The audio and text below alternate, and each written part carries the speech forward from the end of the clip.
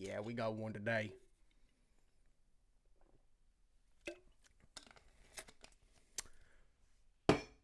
What's going on, guys? It's your boy Coreboy back at it again today with a new video. I know I didn't upload it. I'm actually currently working on the Black Ops oh my god, I almost said Cold War, the Black Ops 6 campaign right now, and well, that thing is lengthy, first of all, and two, I got caught up yesterday a lot of the times doing like the puzzles and shit that you can do around the safe house. Um, I am working on that right now. That will probably be just like one long video that comes out of the entire playthrough. So be on the lookout for that. I just got to edit it all. I got to get it ready, and I still got to finish up the campaign. But we do have a lot to talk about today, so be on the lookout for that. Like I said, but there is just so much going on, and I know we are playing Black Ops 6, but you all know me. I am mostly a Halo content creator. Therefore, when it comes to Halo news and things to talk about, if it involves Halo, I gotta talk about it, despite what we're playing. Halo will always be my like go-to game. It'll always be my baby. I love Halo more than anything. Of course, I am having a lot of fun with Black Ops 6. I've been having an actual fucking blast with this game so far. Tonight, actually, if you do have the chance to stop by the stream, come check it out. We are going to be doing the Easter egg and everything. We got a bunch of friends hopping on. We're all going to do it together. We were doing it yesterday, and we kept getting the worst of luck possible. But that's just kind of how it goes. It's part of it and everything.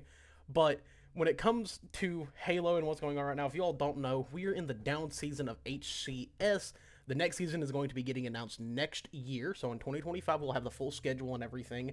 And for those that don't know, when it comes to these events, these HCS events, really any small tournaments that I feel like watching and stuff like that, we usually do watch parties over on Twitch to kind of, watch the games. We talk about them a little bit, see what's going on. We all get hopped up for the plays. That's just what we do because y'all know me.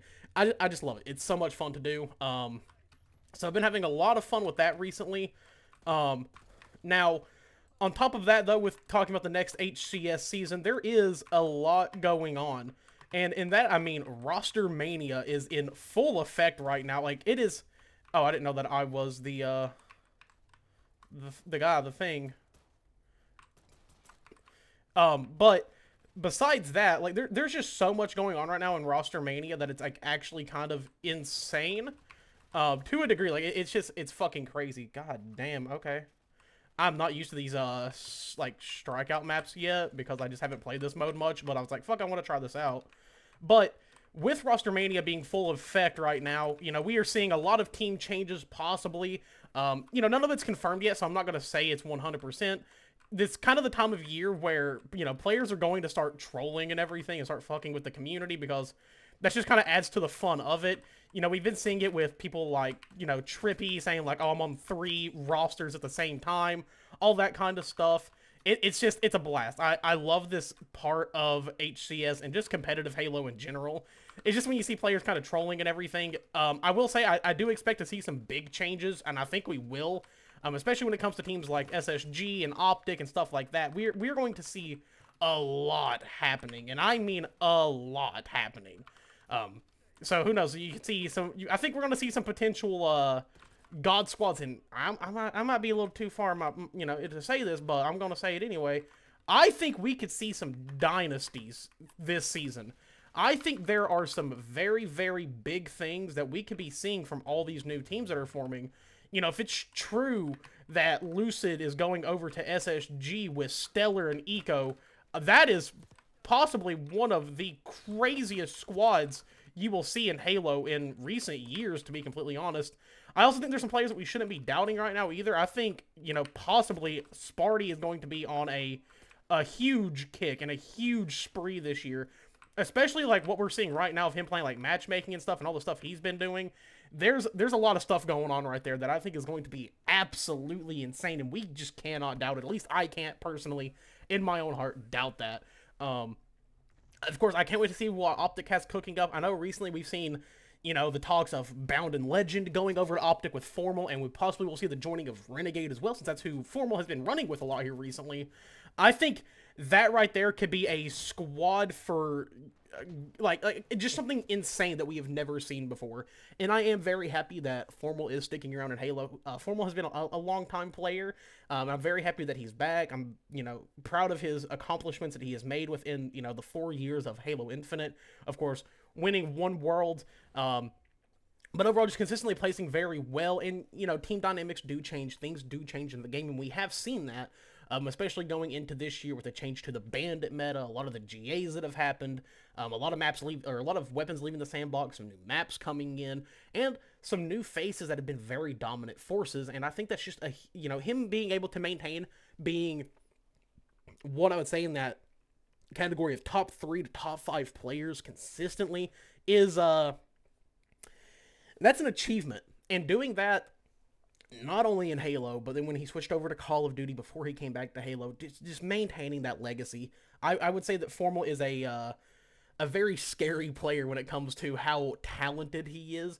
But of course, I'm not going to, demise the rest of his team. This year we also seen some great performances from, I think, a very underrated player on Optic's roster. We've seen Dead Zone absolutely pulling it off and just holding that team for things that, like, there were times where I was like, oh man, we're about to see Optic get sweeped here, but Dead Zone would just come out and make it a force for that other team. And I think, whoever Dead Zone goes and plays with next, it's going to be a huge year for them, especially if Dead Zone can get that team mentality down and have that team that is really helping him back it. And I think he's one that gets very undermined because when he isn't dominating in slays, he knows to go play those objective roles. He knows to be that person that holds back and gets the points that they do need if it's an objective mode. And then when he sees the rest of the team slacking in slays, he just knows, okay, it's my time to lock in. I have to go and get these kills. And we have seen it happen many of times this season. So I'm very excited to see what Dead Zone does. He's become one of my favorite players, not only to just watch, but also his just general character is just hilarious. I love watching anything that Dead Zone does. And then also, we got, people like Boo Boo Doo who's just an insane player overall. Dude is very talented, and I can't wait to see what team he falls in on. We don't know exactly what's going on with the native roster right now. It's kind of up in the air if these players are going to be there. I know a lot of them have said they're free agents, but that can change, of course. Like, that is something that can definitely, switch up and go a different way. So, you just really never know. Of course, we've seen Sparty playing with Huss and everything, which is very exciting. If we see a team with those two, and especially with Sparty's performances, like, currently, even though they're in matchmaking, the dude has been an absolute demon as of late. And it makes me happy to see. I feel like Sparty taking the step back that he did for Halo when everything happened earlier last year, I think it was very good for him. It fueled a new fire. And I'm super excited to see it. Like, I'm very excited for year 4 of Halo Infinite. I think it's going to be a huge year for competitive Halo. And for those who are coming by here who expect, COD content, and you're not expecting a guy who loves Halo to, be the one here talking, if you have not, do yourself a favor and go watch some competitive Halo. It is one of the most fun things ever. I mean, there are people who don't even play Halo anymore that still watch it because they're like, it's just so enjoyable. There is so much that happens. There's so much that can happen. And it adds to just the enjoyment of the esport overall. I think this year is going to be a crazy one. I do hope that we see APG return. APG's been a long-time player. I think he still has that fire in him. And I know he recently was talking about it on one of his live streams. Just kind of going over saying, like, if he does get an offer, he will be playing, but he doesn't know. He may stick to content creation for the future, which is totally fine by me. I would personally love to see APG up on the caster booth with everybody. I think that right there would be one of the most fun times ever to just watch and listen in on those comms, just because APG is such a knowledgeable player. While, of course, we didn't see the best plays from him this year, I think because the competition has been ramped up so high. A lot of people are getting back into Halo, and I love to fucking see it. It makes me so happy. And we've seen a crazy dominant form this year of just SSG in themselves, with having Eco and Stellar, an iconic duo, and then also having Legend and Bound, the roommates, the first ever Halo World Champ that is from the EU Legend. We've seen a lot this year, a lot of things that have happened that we have never seen before in Halo history, and it's massive. I absolutely cannot help but just be so excited to see what we get next year. Despite team changes, of course, I always have my players I'm going to be pulling for if their teams are playing, and then when they're pitted up against each other, it's a little bit more difficult. It's me sitting there going, oh, damn, which team do I pull for? But, it's all in good fun and love. I love every team that plays, except a certain one that I think most people aren't a fan of, but we won't get into that. But there's a lot of teams that I think can be very, very dominant this year. And I think with a lot of the sparks that have started from last year, whether it's rivalries or, people, having their issues and coming back, I think we're going to see a thing this year that no one could expect when it comes to Halo. And it just gets me very, ready for this year. I'm so excited to do the watch parties. I'm, trying to plan to actually go to a couple events myself because I really do just want to go to one. I've never been to an event. I think it's just going to be an awesome experience. We already have one planned with a bunch of my friends, and I think it's going to be the most fun that we have ever had. From people who are, who have been into Halo their entire lives to people who are just now getting into this whole thing because of me. I'm very excited for it. I think this year is going to be a sick one for Halo. I think Halo could be in a huge spot for a major comeback role. And I do always preface this with saying, like, if you are new to this channel and you've never played Halo, because I'm playing a different game, I do recommend that you go play some Halo. I recommend you go watch some professional Halo. It is just so fun and so damn enjoyable. Like, it is one of those esports that is so unique in its own craft.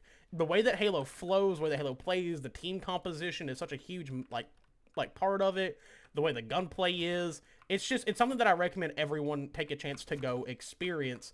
So if you haven't, do yourself a favor. And hey, if it's not something that you want to watch by yourself, when we are doing little watch parties, or just come check out the streams in general, you can kind of get an idea of how Halo plays and everything. I may not be a pro player, I may not even be a top 16 or a top 100 player, but we have our points where we pop off and everything, and I do look up to a lot of these pro players as just like, gosh, you all are the reason I still play this, because it's so damn fun to watch. I think that's one thing that's always been very special about Halo, particularly, is the community aspect of, like, yeah, this is why I still play. Whether you're an artist or a forger or somebody who's looking to play professionally, there's so much within that game that just adds so much to the community aspect of it. And I've always said, if anything, if I don't like a gaming community, like, that's fine, but those communities are what keeps those games alive, and that's the best thing about it. Like, without people like us who consume these games and play them, who end up falling in love with them, these things just don't exist without it. And it's something that's very special. I don't care what team you pull for, I don't care what team you like, I don't care which players you like. You can dislike my favorite players, that's totally okay, but I think it's a major point to make with any esport or any game in general. I will say this year, I would love to see Lucid make some fucking plays and actually, kind of come back from a very rough last year with the second place finishes. I would love to see that. But then also we have, two of my favorite duos possibly going head and head if SSG, it's true that they are splitting up.